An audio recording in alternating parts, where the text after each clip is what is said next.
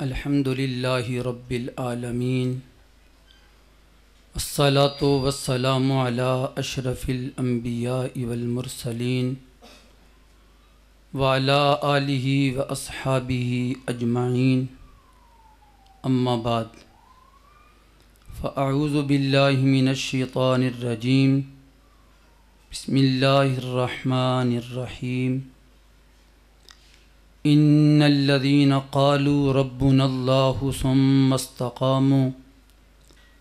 ثم استقاموا تتنزل عليهم الملائكة ألا تخافوا ولا تحزنوا وأبشروا بالجنة التي كنتم توعدون ان الله وملائكته يصلون على النبي یا ایہا الذین آمنوا صلوا علیہ وسلموا تسلیما الصلاۃ والسلام علیک یا رسول اللہ وعلی آلک واصحابک یا حبیب اللہ الصلاۃ والسلام علیک یا نور اللہ وعلی آلک واصحابک یا خاتم النبیین۔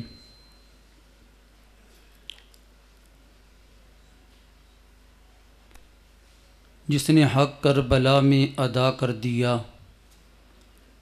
جس نے حق کربلا میں ادا کر دیا، اپنے نانا کا وعدہ وفا کر دیا، گھر کا گھر ہی سب سپرد خدا کر دیا، کر لیا نوش جس نے شہادت کا جام، اس حسین ابن حیدر پہ لاکھوں سلام۔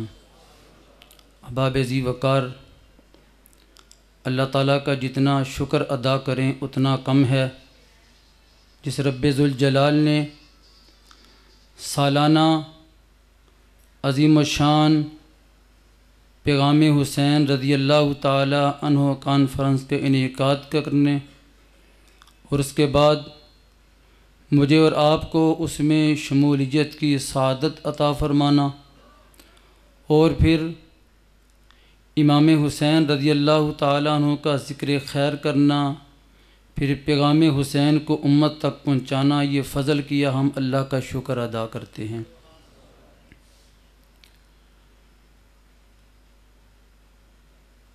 قرآن مجید فرقان حمید کی سورہ حامیم سجدہ کی ایک آیہ کریمہ پارہ نمبر 24 سے میں نے تلاوت کی ہے۔ دعا ہے اللہ تعالی ہم سب کو قرآن پاک پڑھ کے عمل کرنے کی توفیق عطا فرمائے۔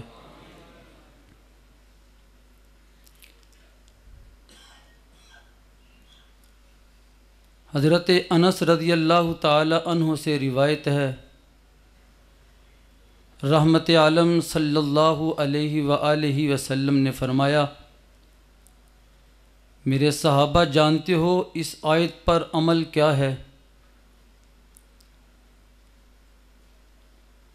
تو صحابہ عرض کرنے لگے، فدا کا ابی و امی یا رسول اللہ، ہمارے ماں باپ قربان جائیں، آپ ہمیں بتائیں۔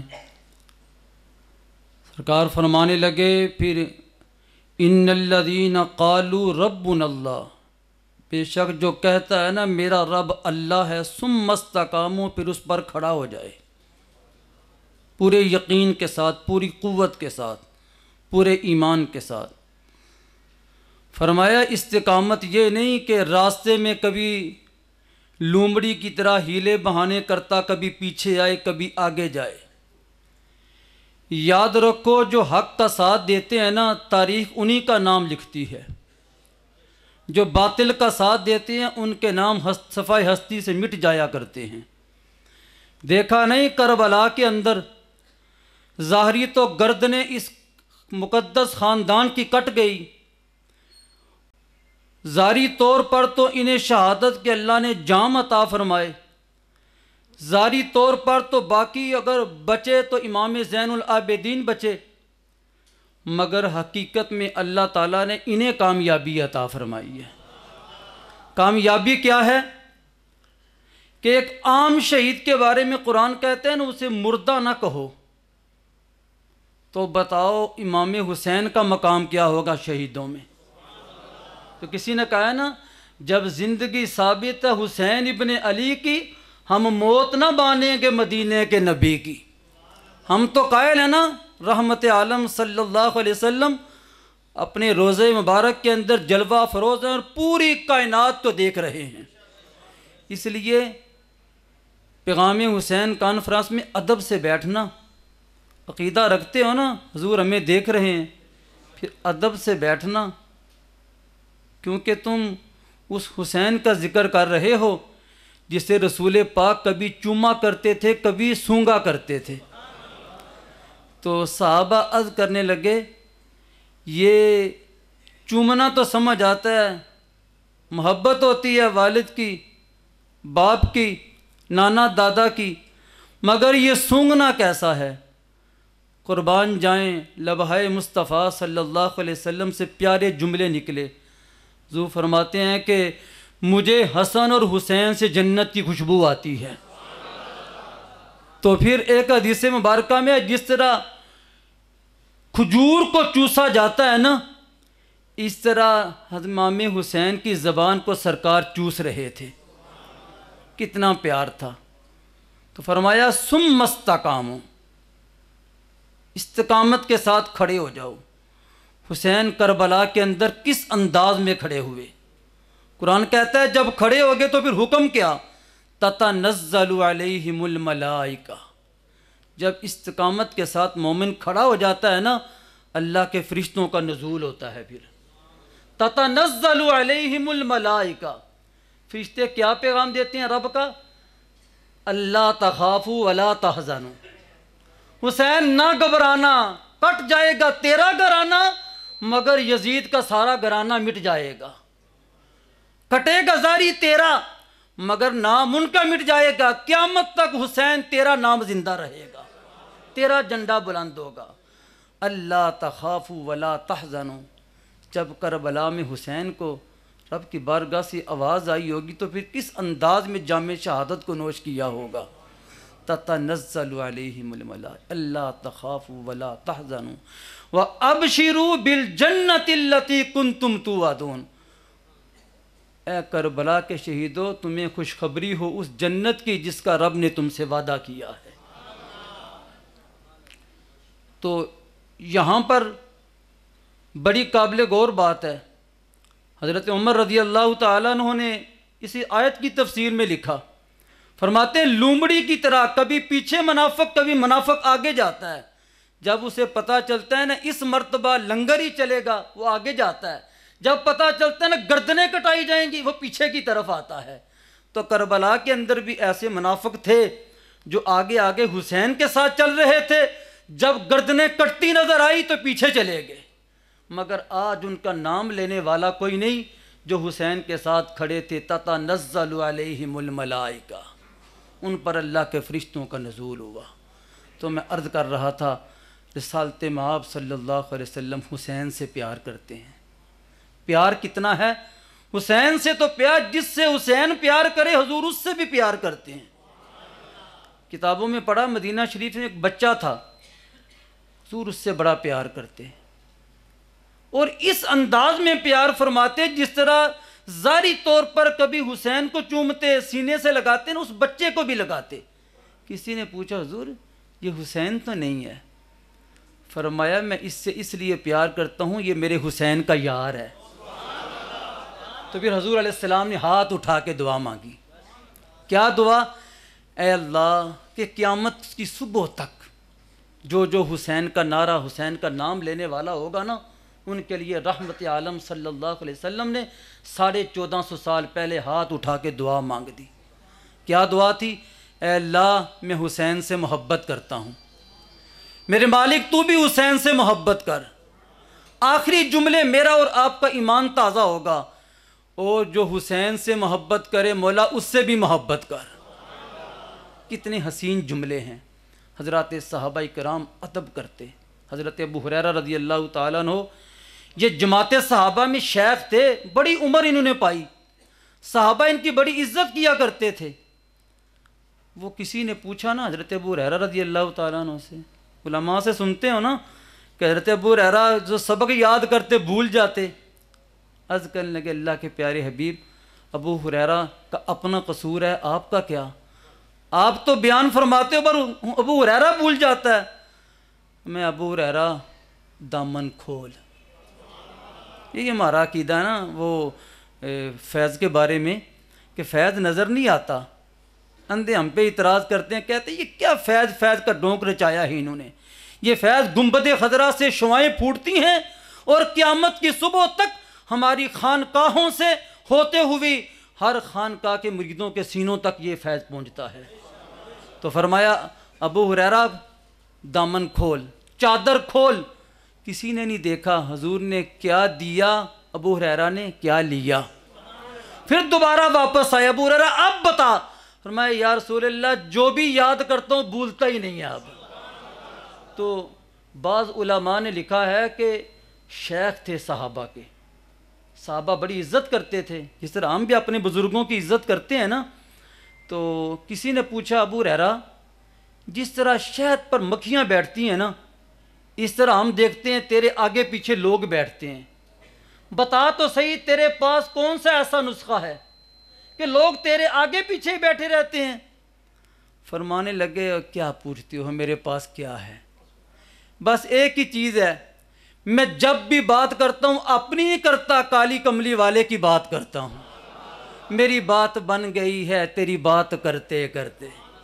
میں نے کبھی اپنا ذکر ہی نہیں کیا. جو اپنے آپ کو مٹا دیتا ہے نا، جسے کہتے ہیں فنا فی اللہ، فنا فی الرسول، فنا فی شیخ، جو اپنی ہستی کو مٹا دیتا ہے نا وہی کامیابی عطا فرماتا ہے اللہ اسے.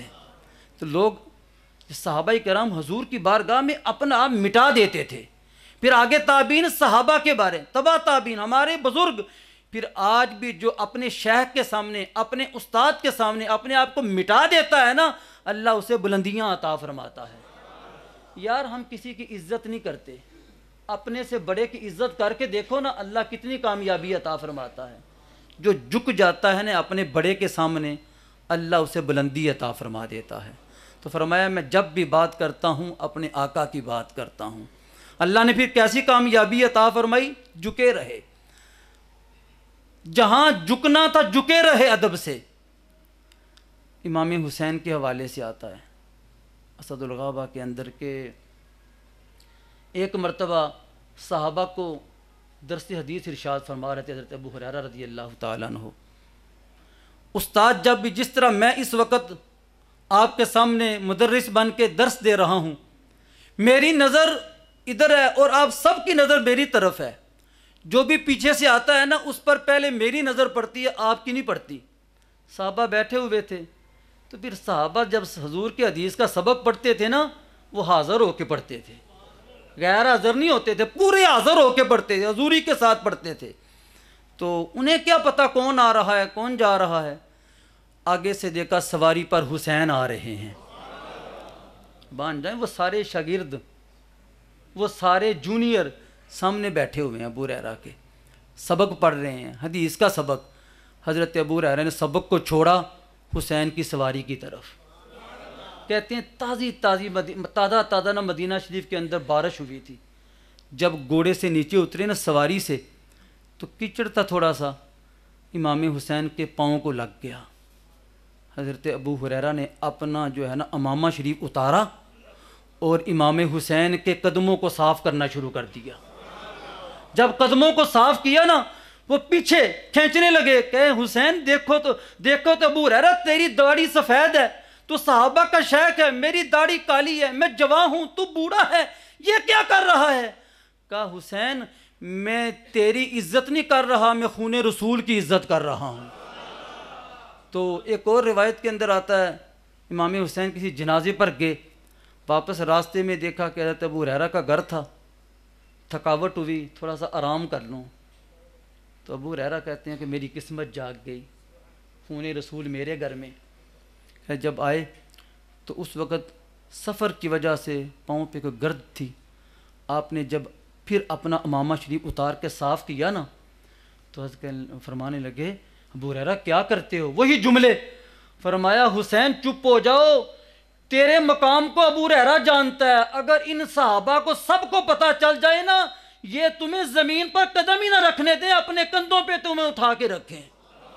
انہیں ادب کا پتہ ہی نہیں ہے کہ حسین کا مقام کیا ہے. تو قربان جائیں، حسین تیری زندگی، تیرا بچپن پہ ہم قربان جائیں۔ 7 سال 7 ماہ 7 دن رحمت عالم صلی اللہ علیہ وآلہ وسلم نے آپ کی تربیت فرمائی۔ حضرت ابو ہریرہ حدیث کے راوی ہیں رضی اللہ تعالیٰ عنہ۔ یہ مشہور حدیث ہے، توجہ فرمائیں۔ حضرت ابو ہریرہ رضی اللہ تعالیٰ عنہ فرماتے ہیں، میں نے اپنی آنکھوں سے دیکھا، کانوں سے سنا، سرکار حسین سے جو محبت فرما کے جملے ارشاد فرما رہے تھے۔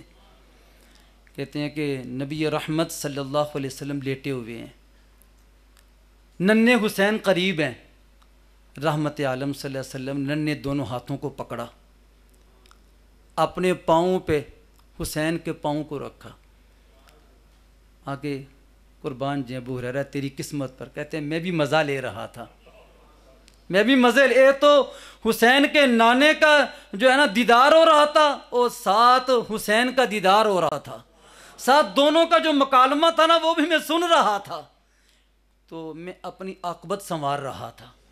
کہتے ہیں کہ حسین آ گیا چڑھتا، کہتے ہیں حتیٰ کہ ننھے قدم حضور کی چھاتی پہ آ گئے، حتیٰ کہ چڑھتا، فرمایا اپنا لاب دہن نکالا اور حسین کے منہ میں دے دیا۔ وہ جو لاب دہن حسین کے منہ میں دیا تھا نا، کربلا میں اسی کا اثر تھا۔ جو سیدہ فاطمہ تو زہرا سلام اللہ علیہ نے نا لوریاں دی تھی نا قرآن کی تلاوت کر کے، اس کا اثر حسین ابن علی نے کہاں دکھایا تھا؟ شجاعت کہاں دکھائی تھی؟ کربلا کے میدان کے اندر۔ یارو ذرا سوچو تو صحیح، وہ مدینہ الرسول، کوئی زائرین جا رہے ہیں خوش قسمت ہیں، کوئی عاشق یہاں تڑپ رہے ہیں، بتاؤ تو صحیح، جو وہاں جاتا ہے اس زائر سے پوچھو تو صحیح، جو بندہ مدینہ الرسول جاتا ہے نا، جاتے وقت کیفیت کچھ اور ہوتی ہے، واپسی وقت کیفیت کچھ اور ہوتی ہے۔ جاتے وقت دل کی کیفیت کچھ اور ہوتی ہے، بندہ سوچتا ہے یار میں تو پاکستان میں تڑپتا تھا، یہاں آ کے وہ کیفیت ہی نظر نہیں آتی، یہاں تو محسوس ہوتا تھا جاؤں گا تو گنبد خضرا پہ نظر پڑے گی، پتہ نہیں کیا ہوگا۔ اس کی وجہ علماء نے بیان کی ہے، فرمایا جب رحمت عالم صلی اللہ علیہ وسلم کی بارگاہ میں بندہ پہنچتا ہے نا، پھر وہاں جا کے درود و سلام کے نذرانے پیش کرتا ہے، قرآن کی تلاوت کرتا ہے، سلام پیش کرتا ہے، عبادات کرتا ہے، محبت کا مظاہرہ کرتا ہے، ان سے محبت بڑھتا جا رہا ہوتا ہے۔ جب جدائی پہ واپس آتا ہے نا، وہ تاری تڑپ اللہ تعالیٰ بندہ مومن کو عطا فرما دیتا ہے۔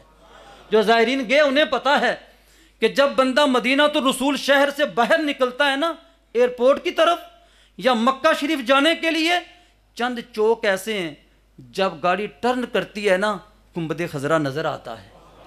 اللہ کی قسم، اللہ کی قسم، جو لوگ گئے ہیں میں نے انہیں تڑپتے دیکھا ہے۔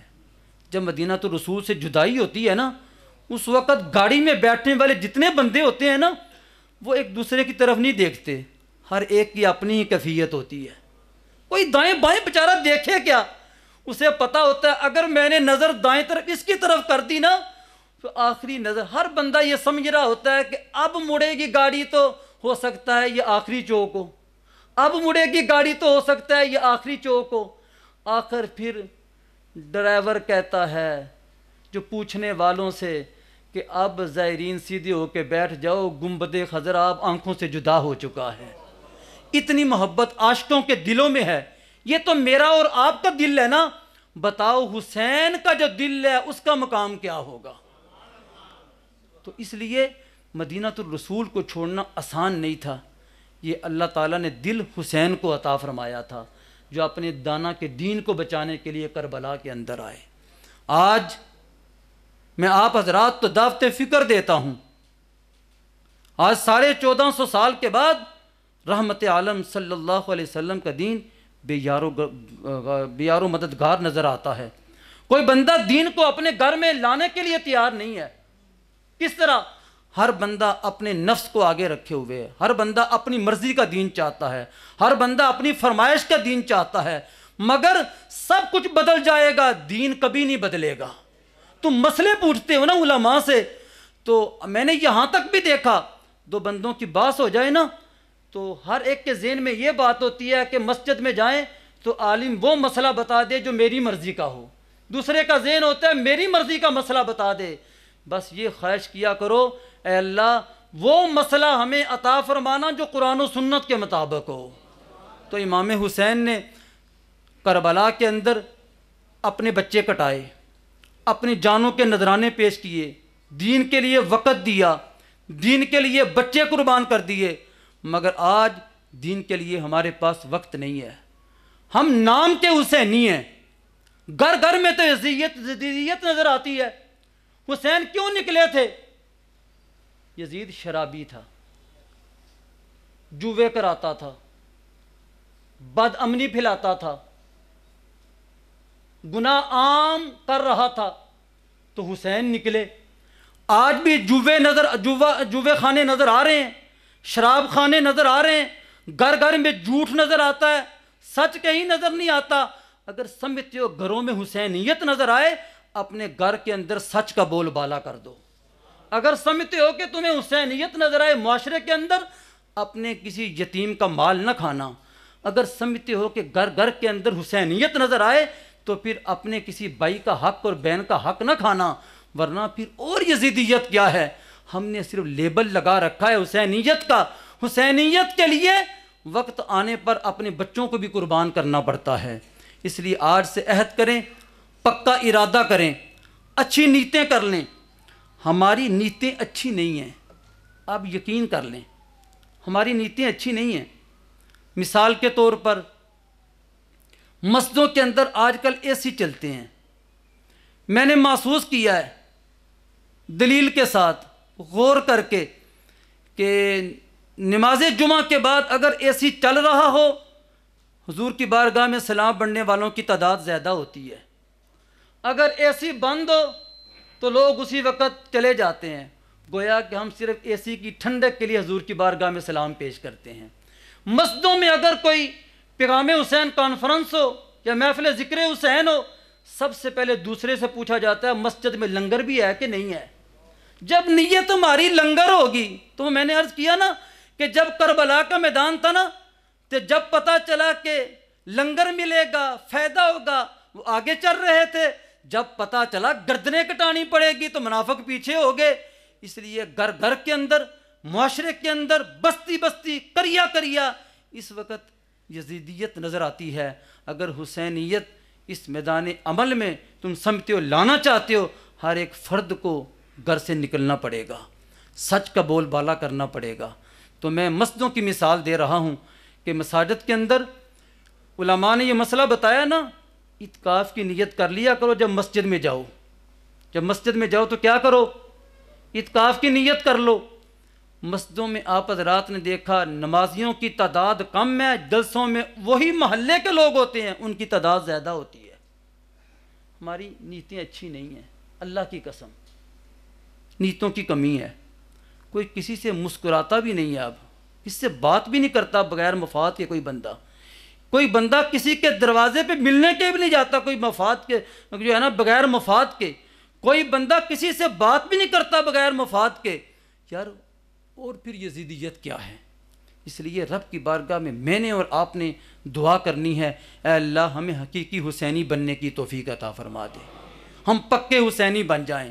اگر اسی طرح ہیلے بہانے کرتے رہے، اسی طرح دو نمبریاں کرتے رہے، بتاؤ حسین کے نام پر لنگر کھانے والوں کل میدان حشر میں حسین کو کون سا منہ دکھائیں گے؟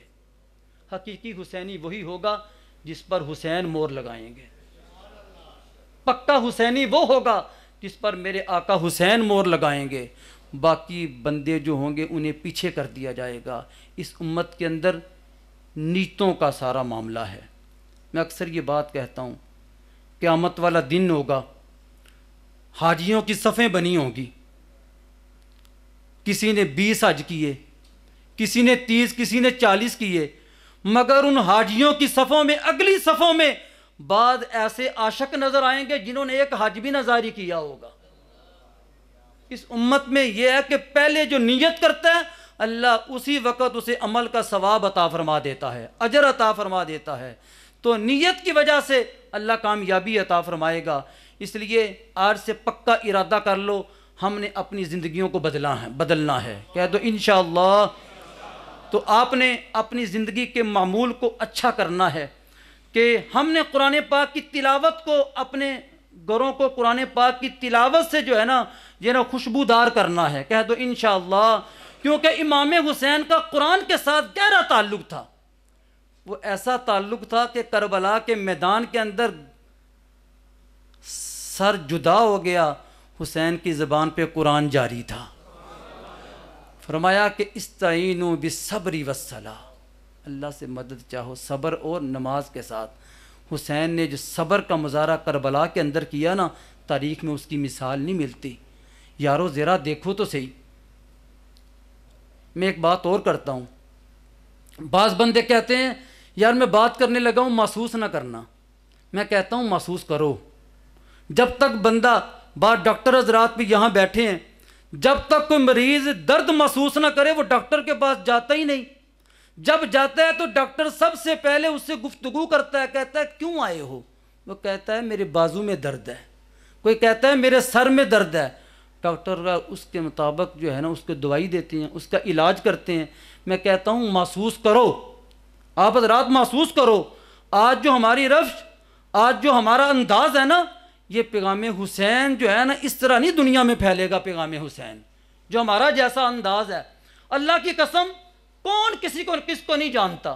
میں اپنے بڑے بھائی کو جانتا ہوں، بڑا بھائی مجھے جانتا ہے، میں اپنے ہمسائے کو جانتا ہوں، آپ مجھے جانتے ہو، وہ آگے رشتہ دار کو جانتا ہے. کون کیسا ہے سب جانتے ہیں ہم، کون کتنے پانی میں ہے. لیکن جھوٹی تعریفوں کے ہم نے پل باندھے ہوتے ہیں. اب تو یہاں تک ہو چکا ہے. حقیقت بات ہے. آپ حضرات محسوس کریں، تاکہ میری باتوں کو محسوس کرو گے نا، پھر اللہ تعالیٰ آپ کو ہدایت عطا فرمائے گا. جب ہدایت کی روشنی آئے گی نا، پھر اللہ تعالیٰ جنت عطا فرمائے گا.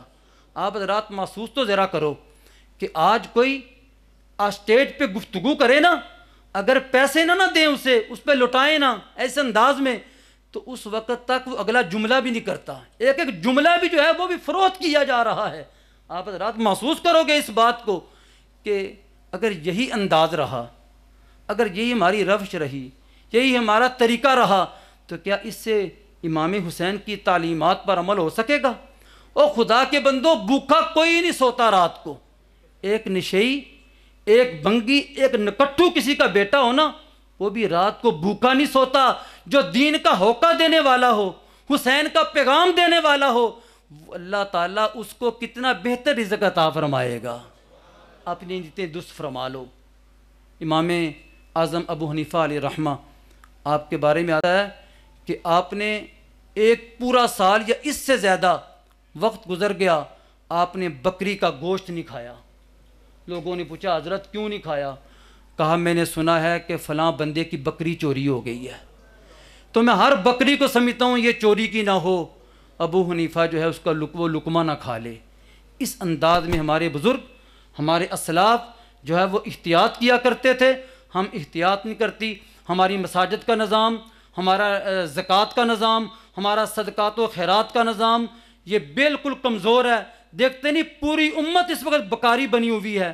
صبح کتنے لوگ نکلتے ہیں، جب ان کی جانچ پڑتال کی جائے وہ پیچھے جو ہیں جائیدادوں کے مالک ہوتے ہیں.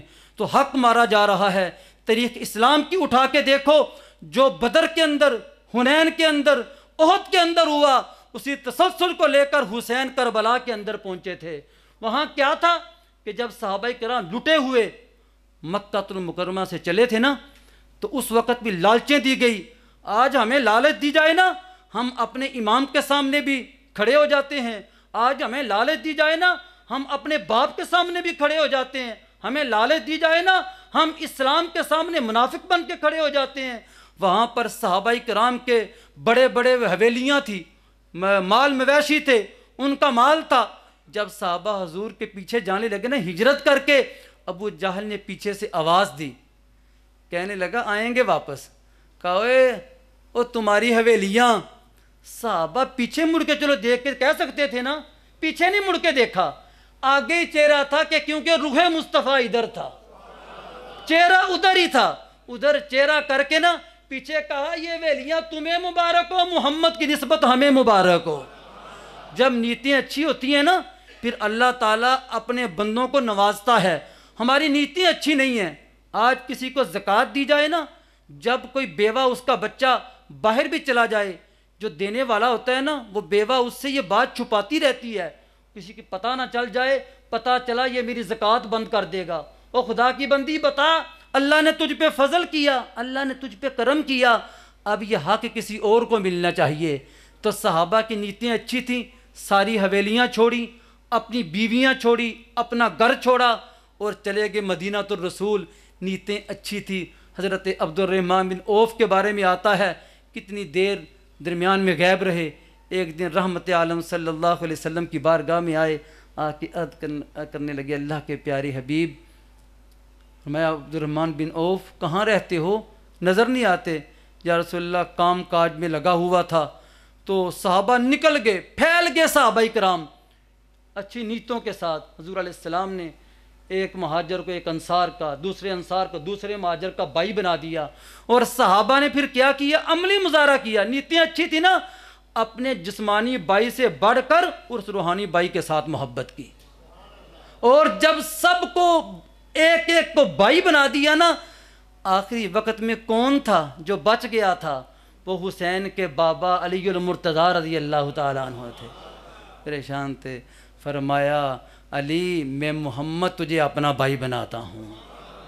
تو عبد الرحمن بن عوف کہنے لگے، یا رسول اللہ جو میرا بھائی دوسرا بنایا تھا نا، اس سے مجھے لے کے جو مال دیا تھا اسے واپس کر دو، بلکہ اور زیادہ میری طرف سے دے دو اسے۔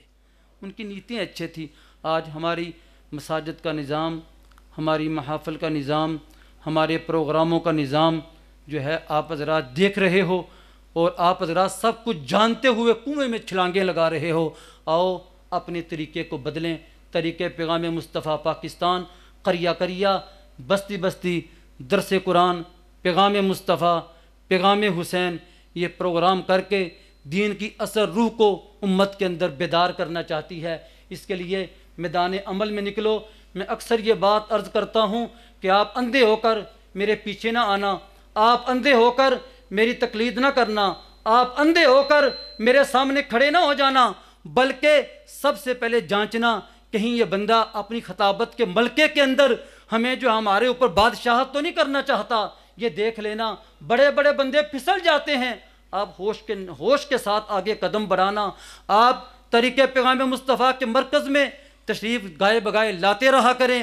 آپ آ کے جمعہ پڑھیں، ہماری محفل کے اندر ہمارے دروس میں آئیں، ہمارا ساتھ دیں۔ ہم کسی سے اور کچھ نہیں مانگتے، ہم آپ سے ایک محبت مانگتے ہیں، وہ محبت جو صحابہ کرام آپس میں کرتے تھے، کہ قیامت والے دن یہی محبت کام آئے گی، یہی محبت ہوگی جب رسول پاک کے ساتھ آپ جنت میں جائیں گے۔ سب کہہ دو انشاءاللہ تعالی۔ آپ طریقے پیغام مصطفیٰ پاکستان کے زیر اہتمام اگلا پروگرام 15 ستمبر بروز جمعۃ المبارک بعد نماز مغرب تا عشاء MB پیلس چوک گھوڑے شاہ حافظ آباد روڈ سالانہ پیغام مصطفیٰ کانفرنس کا منعقد ہو رہی ہے۔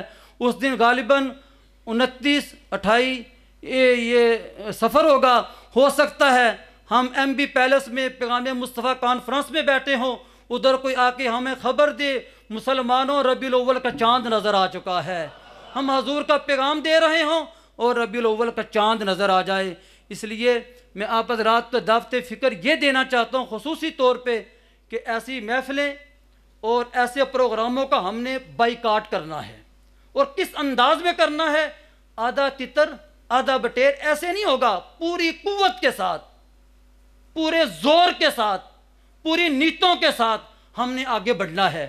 اوہ اللہ کے بندو، جب بندہ نماز زور ادا کرتا ہے نا، اگر صحیح نماز پڑھتا ہے نا، کسی سے پوچھنے کی ضرورت نہیں ہوتی، بندے کا دل بتا رہا ہوتا ہے تو نے زور کی نماز صحیح پڑھی ہے۔ تو جب تم درس قرآن سنو گے نا، تو جب تمہارا دل گواہی دے گا نا یہی قرآن و سنت کے مطابق ہے، یہی رسول پاک صلی اللہ علیہ وسلم کے پیغام کے مطابق ہے، تو پھر کیا ہوگا؟ اللہ تعالیٰ آپ کو قلبی سکون عطا فرمائے گا۔ اگر قلبی سکون نہیں ملے گا تو پھر سمجھ لینا اللہ تعالیٰ کی بارگاہ میں ہمیں انعام نہیں ملا۔ اللہ سب سے پہلا انعام عطا فرماتا ہے، اللہ تعالیٰ قلبی سکون عطا فرما دیتا ہے۔ آپ اپنے گھر کے اندر قرآن پاک کی تلاوت کی ترتیب بنا لو، 1 پارہ 2 پارے 3 پارے پڑھو، مگر نماز فجر کے بعد ہمارے اسلاف کا پیارا طریقہ تھا، وہ نماز فجر کے بعد سورہ یاسین ضرور پڑھا کرتے تھے. سب کہہ دو انشاءاللہ. جو سورہ یاسین کی صبح تلاوت کرتا ہے اللہ تعالیٰ سارا دن اس کی حفاظت اپنے ذمے لے لیتا ہے، نقصان سے بچ جاتا ہے. اور آج خطبہ جمعہ کے موقع پر میں سورہ ملک کا تعارف کرا رہا تھا کہ سورہ ملک کو اپنا پکا ساتھی بنا لو. اگر سورہ ملک کو اپنا ساتھی بناؤ گے نا، یہ قبر میں بھی تمہارا ساتھ نہیں چھوڑے گی، حشر میں بھی تمہارا ساتھ نہیں چھوڑے گی. ہمارے اسلاف کا یہ پیارا طریقہ. ہماری مسجد کے اندر نماز عشاء کے بعد سورہ ملک کی تلاوت ہوتی ہے، اور نمازی حضرات اور سامعین سے میری گزارش ہے نماز عشاء کے بعد سورہ ملک ضرور پڑھو. میں یہ بات کہتا ہوں، حضور علیہ السلام نے فرمایا جو بندہ رات کو سوتا ہے وہ آدھی موت مر جاتا ہے. تو کتنے لوگوں کے بارے میں آپ نے سنا ہے نا، رات کو سویا تھا صبح اٹھا ہی نہیں. تو جب رات کو سو جاؤ سورہ ملک پڑھ کے اگر آنکھ نہ کھلے دنیا سے چلے جاؤ تو یہ تو پتہ ہونا چاہیے آخری وقت میں نے سورہ ملک تلاوت کی تھی. قرآن پاک کی تلاوت کو اپنے گھروں کا حصہ بنا لو، اپنے دفاتر کا حصہ بنا لو، اپنی دکانوں کا حصہ بنا لو. اس وقت ملک پاکستان کے اندر بد امنی، ملک پاکستان کے اندر اس معیشت کی جو صورتحال ہے، اس کے لیے سب سے پہلے ضروری ہے ہم نے قرآن کے دامن کو پکڑنا ہے، ہم نے حسین کے دامن کو پکڑنا ہے. قرآن اور حسین دونوں کی محبت لازم و ملزوم ہے. جو بندہ یہ کہے میں سارا قرآن پڑھ لوں گا، میں اکثر یہ بات کہتا ہوں اپنے دروس میں سارا قرآن پڑھ لوں گا پھر میں اہل بیت کی محبت کا سبق سیکھوں گا، اس کا قرآن پڑھنا اللہ رسول کو پسند نہیں ہے. جو بندہ یہ کہے کہ میں نکلتا ہوں میدان عمل میں قرآن کو چھوڑ کر ان سے محبت کرنا، فرمایا ان کی محبت بھی رب کو پسند نہیں ہے. گویا کہ قرآن بھی ہم ساتھ ساتھ پڑھیں گے، حسین سے محبت کا علم بھی ساتھ ساتھ اٹھائیں گے، حسین سے محبت کا پرچم بھی اٹھائیں گے، ساتھ قرآن پاک کی تلاوت بھی کریں گے. میری دعا ہے اللہ تعالی ہم سب کو دین کے احکامات پر عمل کر کے زندگی گزارنے کی توفیق عطا فرمائے. اللہ تعالی ہماری مسجدوں کے ماحول اچھے فرما دے، اللہ ہماری محفلوں کے ماحول اچھے فرما دے. اللہ تعالی ہمیں ہدایت عطا فرمائے، ہم 1450 سال پیچھے کی طرف چلے جائیں اور ہماری مسجدوں سے دور رسالت کی خوشبو میں آنا نظر آ جائیں. اللہ تعالیٰ کی بارگاہ میں دعا ہے اللہ تعالیٰ ہمارا آنا، ہمارا مل بیٹھنا اپنی بارگاہ میں قبول فرمائے. اگلا درمیان میں تو دروس کے پروگرام ہر جگہ پہ ہوتے رہتے ہیں، مگر مرکزی پروگرام یاد رکھنا. سالانہ پیغام مصطفیٰ کانفرنس کہاں ہوگی؟ ایم بی پیلس، جنار روڈ، چوک گوڑیشہ. انشاءاللہ کہ بعض بندوں کو دعوت نامے، بعض بندوں کو فلیکس پڑھ کے، بینرز پڑھ کے یا فیس بک پہ آپ حضرات کو جو ہے نا پیغام مل جائے، اگر کسی کو ملے تو وہ نیت اچھی کر کے آگے پیغام کو پہنچائے. جو پیغام کو آگے پہنچائے گا، جب یہ پیغام آگے پہنچے گا قیامت کی صبح تک اللہ تعالیٰ اسے اس کا اجر عطا فرمائے گا. وآخر دعوانا ان الحمد للہ رب العالمین.